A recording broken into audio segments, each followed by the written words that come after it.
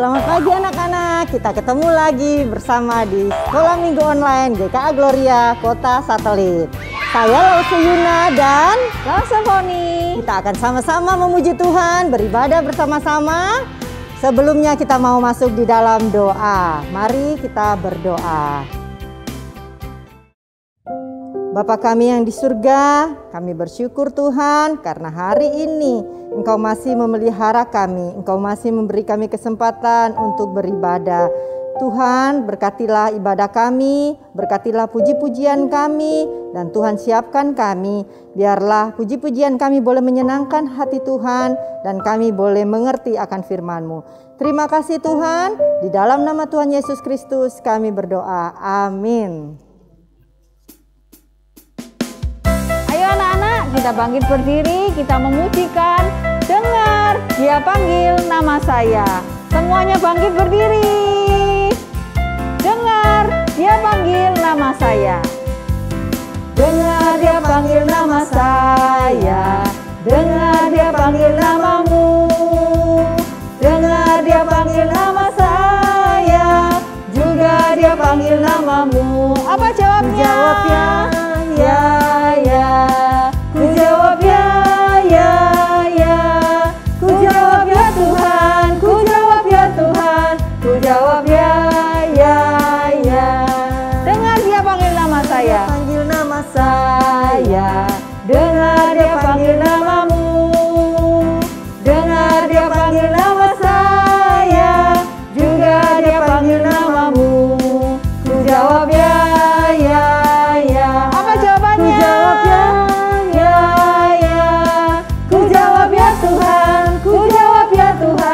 Ku jawab ya, ya, ya. Setinggi-tingginya langit, Setinggi-tingginya langit, mana yang lebih tinggi? kasih Yesusku.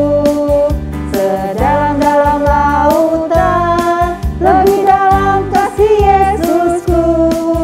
Seindah-indah pelangi, lebih indah kasih Yesusku.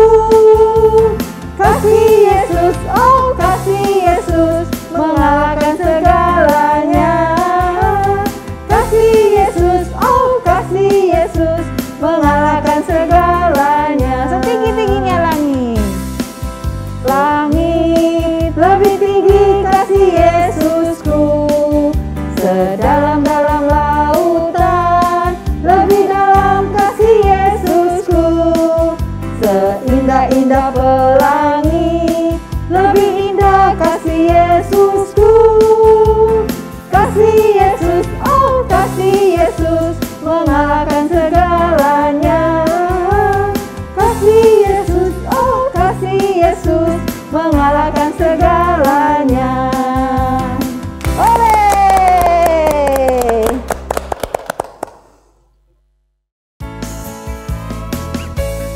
Kita punya Tuhan yang sungguh baik kepada kita, yang kasih setianya kepada kita tidak pernah berubah. Kita mau bersama-sama nyanyikan betapa baiknya Engkau Tuhan. Betapa baiknya Engkau Tuhan, kasih-Mu tiada berkesudahan. Betapa mulia kasih-Mu Yesus, jiwaku diselamatkan. Hosana ku memuji Tuhan, Hosana ku tinggikan Yesus. Hosana, Hosana, Hosana. Betapa baiknya Engkau Tuhan.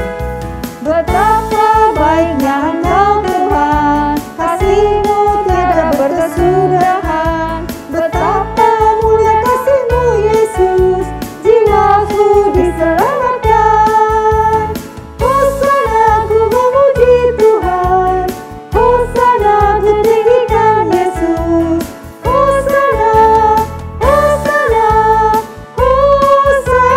Hosana, Hosana ku memuji Tuhan, Hosana ku tinggikan Yesus. Hosana, Hosana, Hosana. Sorak-sorai kemuliaan bagi Tuhan kita.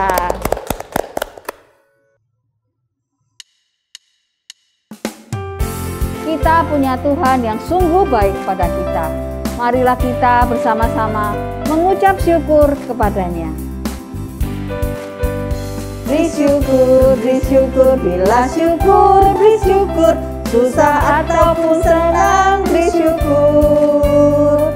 Panjatkan doamu, segenap hatimu, kasihnya Yesus jadi milikmu. Kita akan memberikan persembahan kita. Persembahan bisa dengan cara mentransfer ke nomor rekening gereja atau dengan scan QRIS yang ada di bawah ini. Kita naikkan syukur kita sekali lagi. Beri syukur. Beri syukur, bila syukur, beri syukur, susah ataupun senang, beri syukur. Panjatkan doamu, sepenuh hatimu, kasihnya Yesus jadi milikmu. Beri syukur, bila syukur, beri syukur, susah ataupun senang, beri syukur. Panjatkan doamu, segenap hatimu, kasihnya Yesus jadi milikmu. Kita akan bersama-sama membawa doa persembahan. Tuhan, kami membawa persembahan kami hari ini. Terima kasih Tuhan untuk kebaikan-Mu kepada kami. Sekarang kami mau menaikkan persembahan ini untuk kemuliaan Tuhan di gereja ini. Dalam nama Tuhan Yesus kami sudah berdoa dan mengucap syukur. Amin.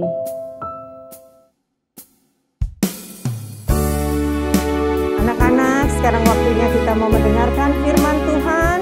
Biarlah anak-anak tetap setia mengikut Tuhan dan lebih mengasihi Dia. Setia sampai selama-lamanya. Ku tetap setia. Seperti wanita mengurapimu, menangis di bawah kakimu.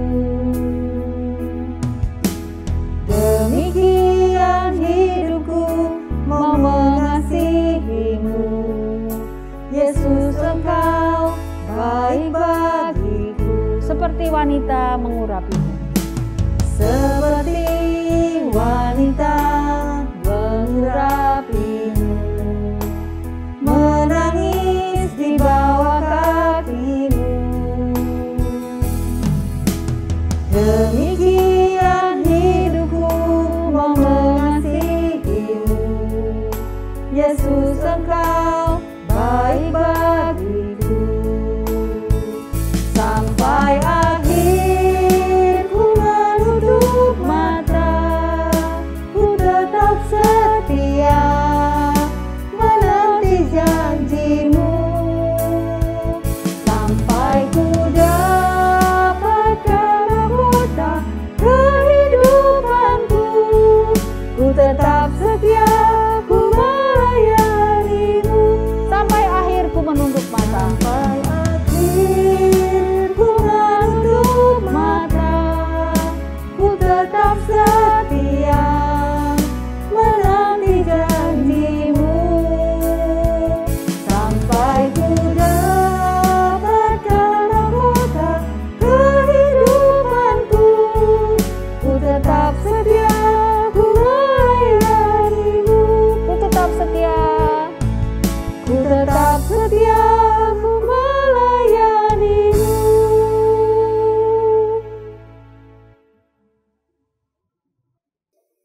Halo anak-anak, selamat pagi. Sudah siap mendengarkan cerita firman Tuhan? Yes! Good, sudah siap semua. Kita mau berdoa dulu supaya Tuhan menolong kita semua bisa mengerti firman Tuhan. Ayo kita berdoa. Tuhan Yesus yang baik, terima kasih untuk pagi hari ini kami boleh beribadah kepada Tuhan. Terima kasih untuk kasih setia Tuhan sampai saat ini. Tuhan, kami mau belajar firman-Mu. Tuhan tolong siapkan hati kami supaya kami semua boleh mengerti firman-Mu. Tuhan juga tolong Lause yang akan bercerita. Terima kasih Tuhan. Di dalam nama Tuhan Yesus kami berdoa. dan mengucap syukur. Amin. Nah, sekarang Mausi mau tunjukkan beberapa gambar. Anak-anak perhatikan ya. Kita lihat gambar pertama. Gambar apa ini? Nah, gambar seorang Pak Polisi. Sedang apa?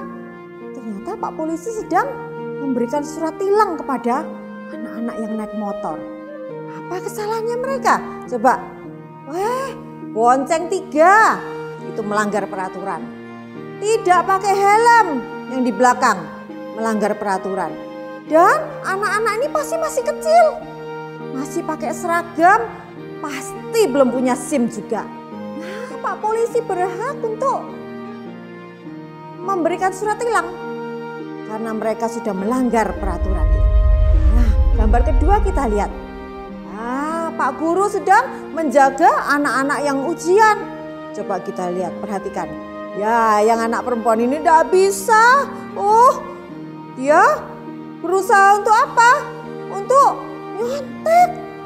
nyontek pekerjaan temannya. Pak Guru berhak untuk memberikan nilai 0 kepada anak yang melanggar peraturan. Sekarang gambar ketiga. Gambar seorang mama yang sedang menegur anaknya. Siapa di sini kalau ditegur sama mama cemberut seperti itu? Sampai manyun 5 cm. Pasti anak ini melanggar peraturan yang sudah disepakati. Mama berhak memberikan hukuman. No TV, no game selama 1 minggu. Karena kita sudah melanggar, anak-anak sudah melanggar peraturan. Nah, Pak Polisi, guru, orang tua itu semua mempunyai hak untuk menegur. Ya, karena apa? Pak Polisi itu pemimpin ketika dia di jalan raya. Pak Polisi adalah seorang pemimpin. Dia boleh menegur orang yang melanggar. Begitu juga guru. Guru adalah seorang pemimpin ketika dia ada di dalam kelas. Kita harus taat kepada Pak Guru.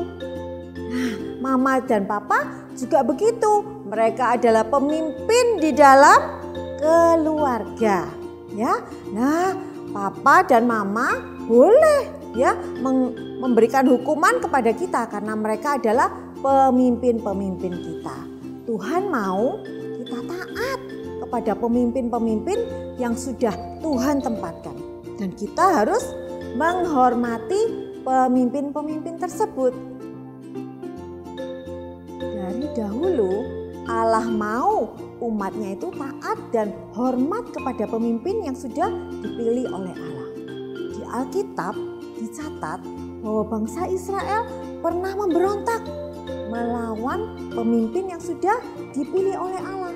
Dan Allah menghukum orang-orang yang memberontak. Nanti anak-anak bisa baca ya dari Bilangan pasal 16 dan 17. Sekarang Mausi mau bertanya. Siapa yang memimpin bangsa Israel keluar dari tanah Mesir? Ya, benar sekali. Musa. Musa dipilih oleh Allah. Allah berbicara kepada Musa melalui apa? Semak duri yang menyala. Dan Allah memberitahu Musa bahwa dia akan memimpin bangsa Israel keluar dari Mesir. Bagaimana respon Musa waktu dipilih oleh Allah? Apakah Musa langsung bilang, "Siap Tuhan, kesempatan ini sudah aku tunggu. Saya akan memberitahukan kepada semua orang bahwa saya adalah pemimpin mereka." Apakah Musa seperti itu? Tidak. Musa kaget ketika Allah memilih dia. Musa berkata, "Tuhan, saya ini tidak pandai bicara. Saya tidak bisa. Saya tidak sanggup menghadap Firaun. Saya tidak bisa memimpin bangsa yang besar itu, Tuhan." Tapi Allah tetap memilih Musa. Karena apa? Allah berjanji akan menolong dan menyertai Musa. Allah berkata kepada Musa, "Harun, kakak kamu akan mendampingi kamu."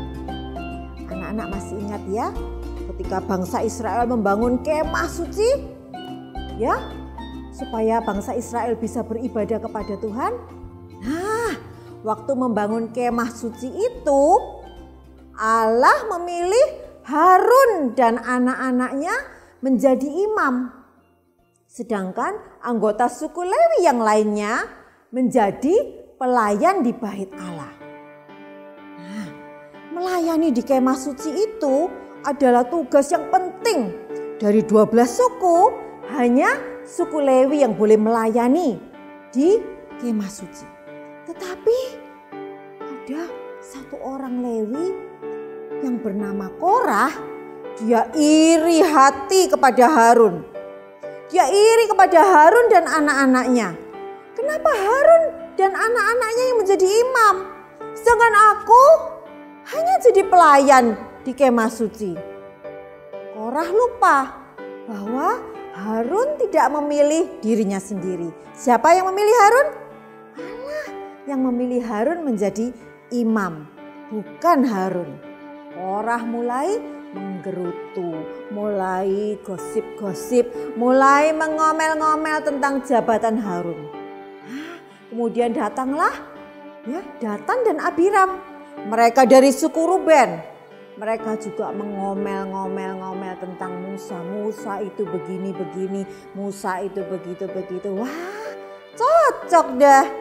Korah, Datan, dan Abiram mengumpulkan 250 orang untuk protes. Kalau sekarang disebut apa? Demo, unjuk rasa. Ya, unjuk rasa. Tidak suka Musa dan Harun menjadi pemimpin mereka. Mereka mendatangi Musa dan Harun. Mereka mengelilingi Musa dan berkata, "Semua orang dalam bangsa ini adalah kudus. Engkau tidak lebih baik dari kami. Mengapa engkau menjadikan dirimu pemimpin atas kami?" Ketika Musa mendengar apa yang dikatakan orang-orang itu, apakah Musa menjadi marah? Tidak. Musa pergi dan Musa berdoa kepada Tuhan. Selesai berdoa, Musa berkata, Allah akan menunjukkan kepada kita siapa yang sebenarnya harus menjadi imam dan pemimpin umat kepunyaannya. Besok pagi masing-masing dari kalian bawalah perbaraan yang berisi bara api dan di dalamnya ada ukupan, bawa ke dalam kemah pertemuan. Nah, perbaraan itu apa anak-anak? Perbaraan itu tempatnya bara api, api yang menyala itu ya. Arang yang menyala itu disebut bara api. Bentuknya dia seperti mangkok perbaraan itu, tapi ada pegangannya panjang. Nah, seperti gambar ini. Tempat untuk membakar wangi-wangian. Musa sempat mengingatkan orang-orang yang protes itu. Ya, kalian itu seharusnya bersyukur, suku Lewi. Kalian dipilih menjadi pelayan di kemah suci, harusnya bersyukur. Jangan iri hati kepada Harun, pilihan Allah. Ya, dan ternyata masih ada 2 orang lagi yang menggerutu tadi. Siapa? Datan dan Abiram. Mereka mendatangi Musa dan berkata, engkau bukan seorang pemimpin yang baik. Engkau membawa kita keluar dari Mesir, di mana kita memiliki segala yang kita perlukan. Engkau tidak membawa kami masuk ke tanah yang indah yang kau janjikan. Lihat sekarang ini, kita semua mengembara di padang gurun ini.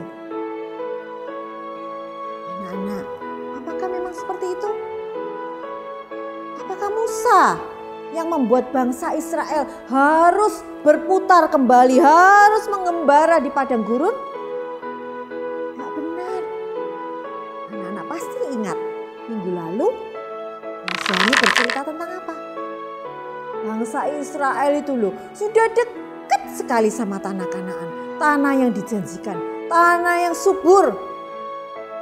Tetapi sayangnya apa? Bangsa Israel lebih percaya kepada 10 pengintai daripada percaya kepada Allah.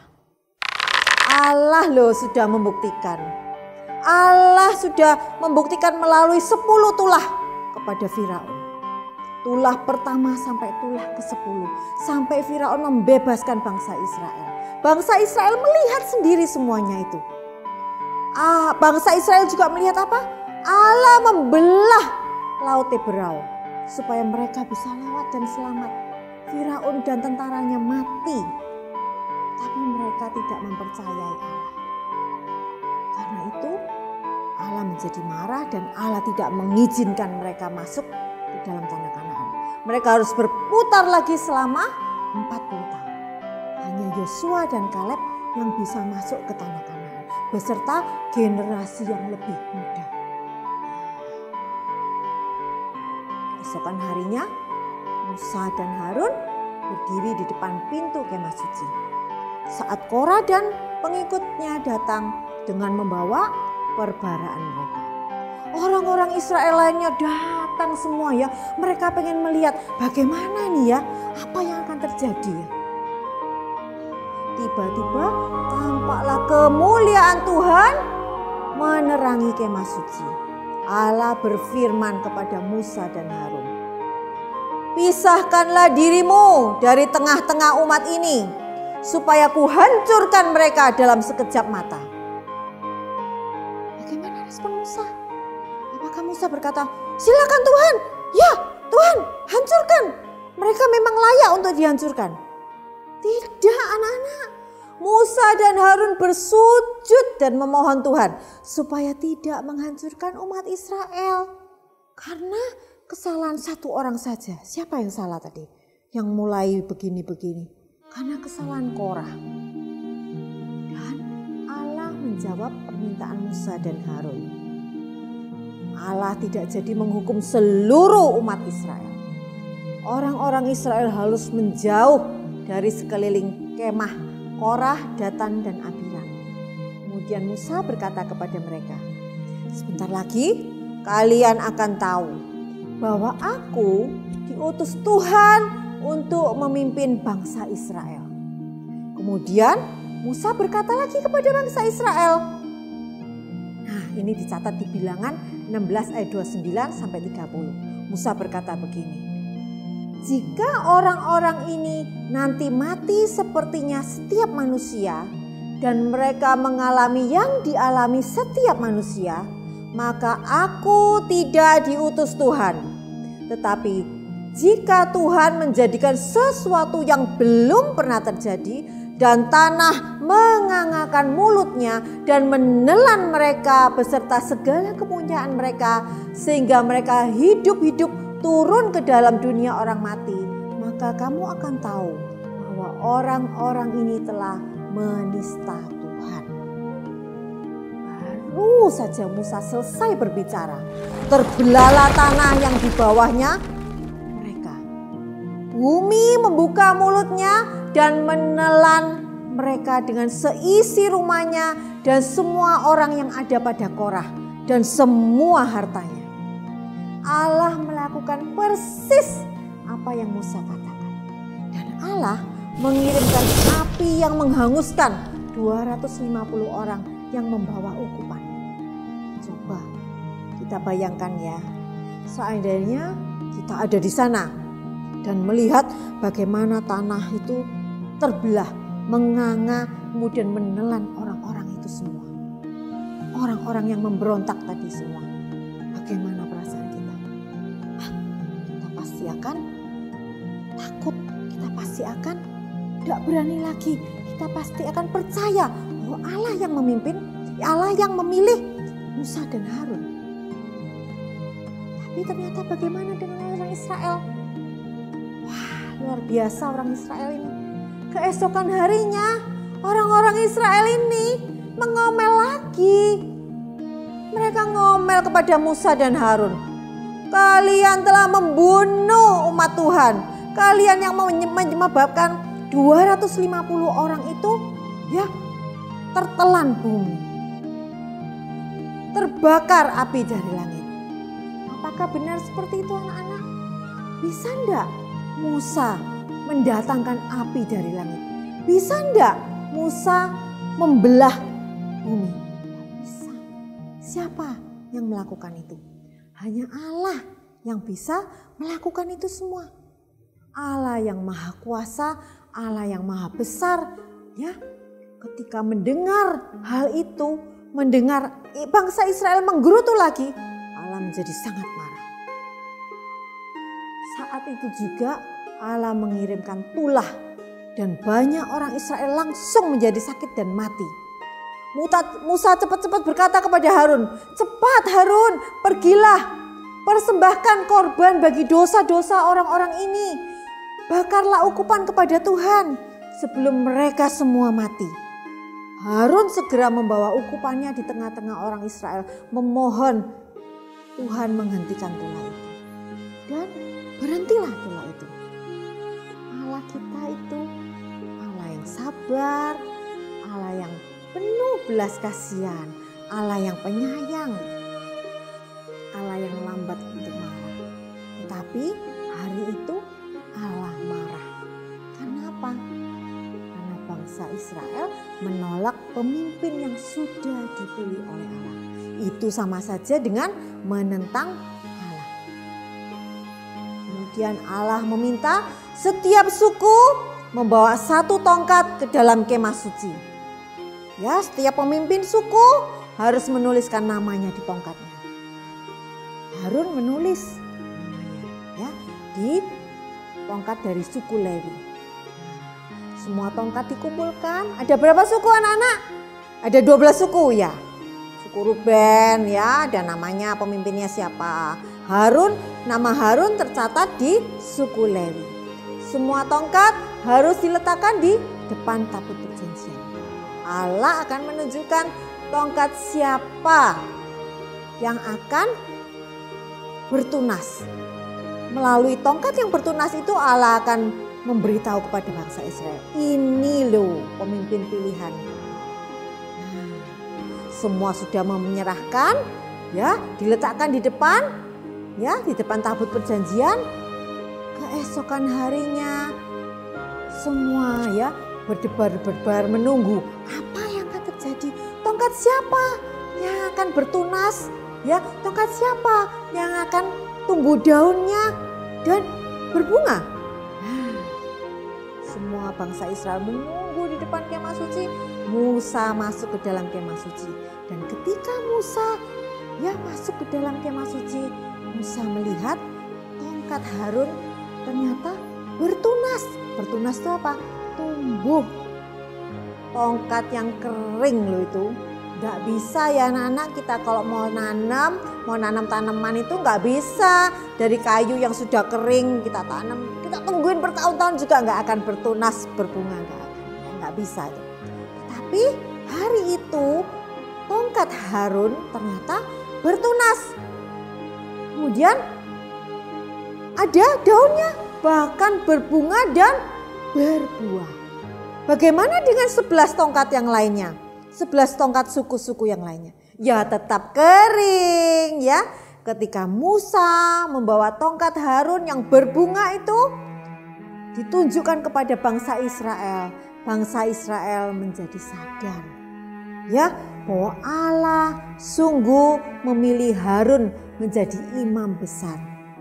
Dan mereka sadar bahwa mereka sudah tidak menghormati Allah, sudah tidak menghormati imam besar pilihan Allah.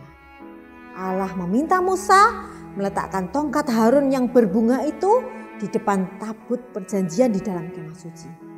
Supaya setiap kali umat Israel datang untuk menyembah Allah, mereka akan ingat bahwa mereka harus menghormati orang-orang yang ditunjuk sebagai pemimpin. Sampai hari ini pun Allah tetap mau kita semua menghormati orang-orang yang ditunjuk Allah sebagai pemimpin. Nah, kira-kira siapa yang harus kita hormati? Pemimpin siapa yang harus kita hormati? Yang pertama, kita harus hormat dan taat kepada Tuhan kita. Ya. Bagaimana waktu beribadah? Ya, apakah kita taat pada semua firman-Nya? Nah, ketika kita taat kepada Tuhan, kita hormat kepada Tuhan kita, maka akan mudah bagi kita untuk taat kepada pemimpin-pemimpin yang sudah dipilih oleh Tuhan. sudah taat pada Tuhan, pasti anak-anak juga akan taat pada papa dan mama. Dengar-dengaran. Ya, dengan kalian nurut sama papa mama, kalian sudah membantu papa dan mama kalian. Sama guru-guru juga begitu. Kalau ada Zoom nggak boleh ngilang-ngilang. Nggak boleh ya, tahu-tahu hilang dari kelas. Nggak mudah bagi guru-guru untuk mengajar di masa pandemi ini.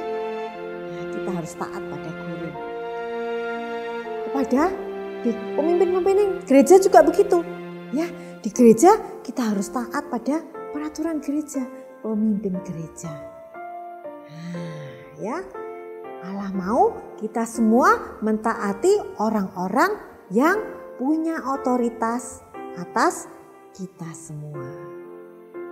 Mari kita berdoa. Semua sikap doanya yang baik ya. Semua lipat tangan, tutup mata, kita berdoa. Bapa di dalam surga, terima kasih buat firman-Mu. Terima kasih kalau hari ini kami boleh belajar bahwa kami harus taat, kami harus hormat kepada pemimpin-pemimpin yang Tuhan sudah pilih. Tuhan, ajar kami selalu taat kepada Tuhan, kepada papa mama, kepada guru kami, juga kepada pemerintah Indonesia. Terima kasih Tuhan buat firman-Mu hari ini. Kami selalu ingin menyenangkan hati Tuhan. Di dalam nama Tuhan Yesus kami berdoa dan mengucap syukur. Amin. Sekarang waktunya kita menghafalkan ayat hafalan kita. Ayat hafalan hari ini diambil dari 1 Petrus 2 ayat 13a. Yuk kita baca bersama-sama. Tunduklah karena Allah kepada semua lembaga manusia. Sekali lagi ya. Ayat hafalan kita diambil dari 1 Petrus 2 ayat 13a. Tunduklah karena Allah kepada semua lembaga manusia.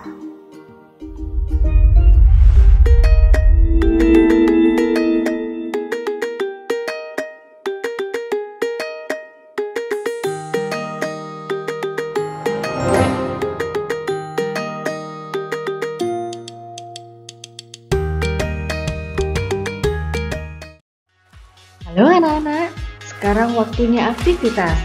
Mari kita buat sama-sama.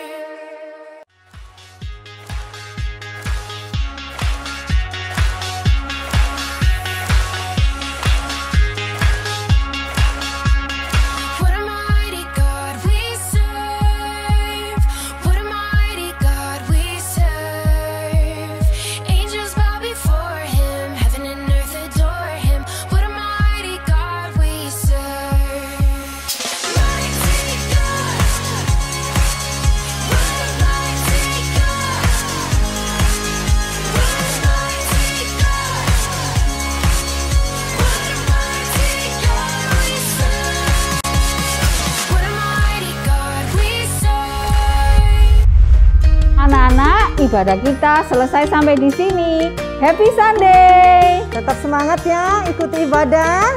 God bless God bless you all. Bye-bye.